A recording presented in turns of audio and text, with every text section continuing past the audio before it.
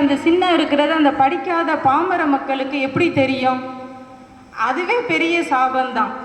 இப்போ என்னுடைய தலைப்பில் மின்னணு வாக்குப்பதிவு இயந்திரம் ஜனநாயகத்தின் வரமே சாபமே. நான் சாபமேன்றதில் தான் பேச போகிறேன். ஆனால் நான் பேசுகிறதுக்கு இந்த வாய்ப்பு கிடைச்சதே பெரிய வரமாக நான் நினைக்கிறேன். சாபத்தை பற்றி பேசுகிறதுக்கு யாம் பெற்ற செல்வம் அப்படின்றத நான் ரொம்ப பெருமையாக சொல்லிக்கிறேன்.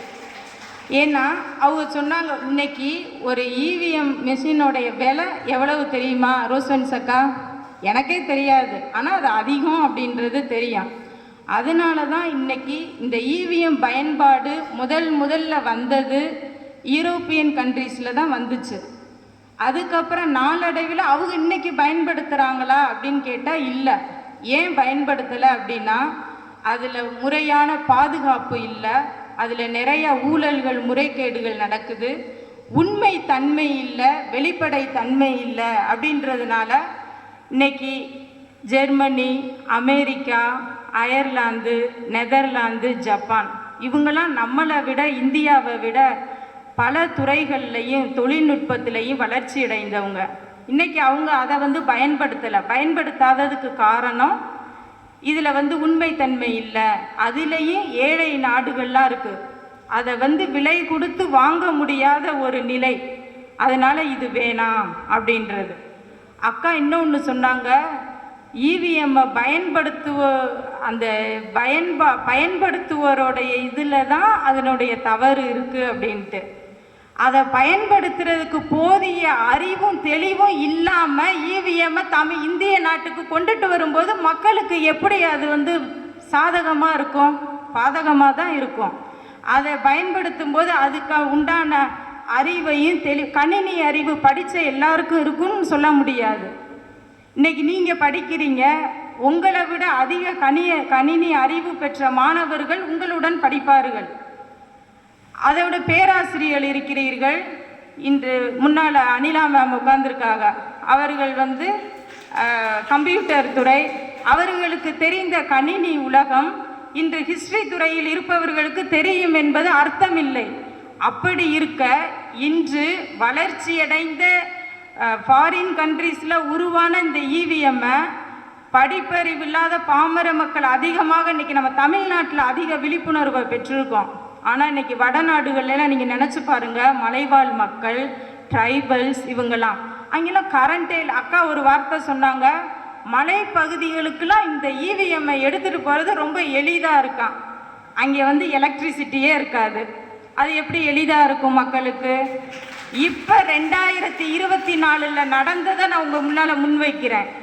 காலையில் ஓட்டு தொடங்குறாங்க, இவிஎம்மில் நல்லா போய்கிட்டே இருக்குது, 3:45 வரைக்கும் நல்லா போகுது. 4 மணிக்கு இவிஎம் லைட்டு எரியலை, அந்த விவிபேட்டில் ஷோ ஆகலை அப்படின்னு. அப்போ உடனே அந்த எலெக்ஷன் அந்த கமிஷனில் ஒரு கைட்லைன்ஸ் வருது, என்னன்னா அங்கே இருக்கிற ஏஜென்ட்டுகள் எல்லாரும் நீங்கள் இது உடனே இந்த இவிஎம்மில் உள்ளதை இன்னொரு இவிஎம்முக்கு மாற்றுங்க அப்படின்னு சொல்கிறாங்க. இதில் ஏதாவது ஒரு ஏஜெண்ட் அதுக்கு எதிராக செயல்பட்டீங்க அப்படின்னா அந்த 66% வாக்குகள் அந்த இவிஎம்மில் வாக்கு பதிவாகி இருக்கு.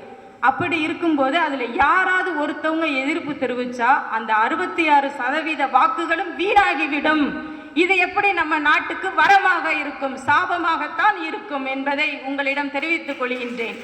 இந்த இவிஎம் மூலம் நமது வாக்குகள், நமது உரிமைகள் திருடப்படுகின்றன.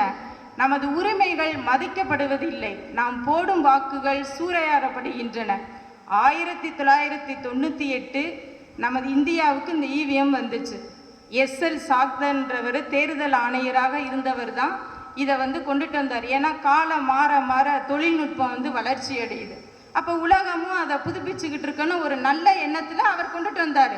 இதே மாணவர்கள் கூடியிருக்கிறீங்க, 3rd இயர் அநேகமாக படிக்கும்போது நமது கல்லூரியில் நீங்கள் முதல் வருடம் படிக்கும்போது 3 சிஏஏ எழுதுனீங்க, அப்படி தானே? ஆனால் நீங்கள் 2nd இயர் வரும்போது 2 சிஏவாக வந்துச்சு. அப்போ நீங்கள் நிச்சயம் என்ன செஞ்சுருப்பீங்க? திட்டியிருப்பீங்க, எதுக்கு இந்த காலேஜில் போய் 3 சிஏ கொண்டுட்டு வந்தாங்க அப்படின்னு. இப்போ 2 சிஏ இருக்கிறது உங்களுக்கு ரொம்ப சந்தோஷத்தை தரலாம். ஆனால் அதுக்காக போய் நம்ம இந்தியாவை வந்து ஒரு வளர்ச்சியின் பாதையில் கொண்டு போகிறதுக்காக அந்த இவிஎம்மை ஒரு நல்ல எண்ணத்தோடு அந்த தேர்தல் ஆணையர் சாக்தர் வந்து கொண்டுட்டு வந்தார். நான் இல்லைன்னு சொல்லலை. ஆனால் அதை இன்னைக்கு நல்ல முறையில் பயன்படுத்துகிறோமா? அதில் பாதுகாப்பு இல்லை, ஊழல்கள் நிறையா நடக்கிறது, உண்மை தன்மை இல்லை, வெளிப்பாடு இல்லை. அக்கா சொன்னாங்க இவிஎம் வந்த உடனே விவிபேட் வந்துச்சுன்னு. 1998 இவிஎம் இந்தியாவுக்கு வருது. 2013 கொண்டுட்டு வர்றதுக்கு பேசுகிறாங்க. 2014 தான் நடைமுறைப்படுத்துகிறாங்க. ஆனால் இன்னைக்கு நம்ம போய் ஓட்டு போடுறோம். அந்த விவிஎம் பேட்டில் வந்து அந்த ஷோ என்றைக்குமே நிரந்தரம் கிடையாது, தற்காலிகமானது. ஷோ என்றைக்குமே நிரந்தரமானது இல்லத தற்காலிகமானது. ஆனால் அதில் இப்போ நம்ம போடுறோம். நான் ஒரு நாற்காலி சின்னத்துக்கு ஓட்டு போடுகிறேன் என்றால் அது ஷோவாக எனக்கு விவிபேட்டில் தெரியும். அதனுடைய உள்ளமைப்பு யாருக்காவது தெரியுமா? எனக்கு தெரியுமா? நடுவரையாவுக்கு தெரியுமா? யாருக்கும் தெரியாது. அப்படி இருக்கும்போது இவ்வளவு உண்மைத்தன்மை வெளிப்படைத்தன்மை இல்லாத இந்த இவிஎம்மை நாம் ஏன் இந்தியர்கள் தூக்கி பிடித்து கொண்டிருக்கின்றோம்? நாம் இன்னும் அறியாமையில் இருக்கின்றோம். இப்படியே அயர்ந்து விட்டால் நம்மை அழுத்தி அமுக்கி விடுவார்கள். ஆகவே படித்த நாம் விழித்தெழுந்து, கண்கள் துறந்திருந்தால் மட்டும் பத்தாது, விழிகள் விழித்திருந்தால் மட்டும்தான் நம்மளை வீழ்ச்சியடைய செய்யாமல் தொடர்ந்து நாம் மின்னணு வாக்குப்பதிவு இயந்திரம் ஜனநாயகத்தின் வரமா அல்லது சாபமா? இல்லை, சாபமே என்று கூறி எனது வாய்ப்பிற்கு நன்றி கூறி விடைபெறுகிறேன். நன்றி, வணக்கம்.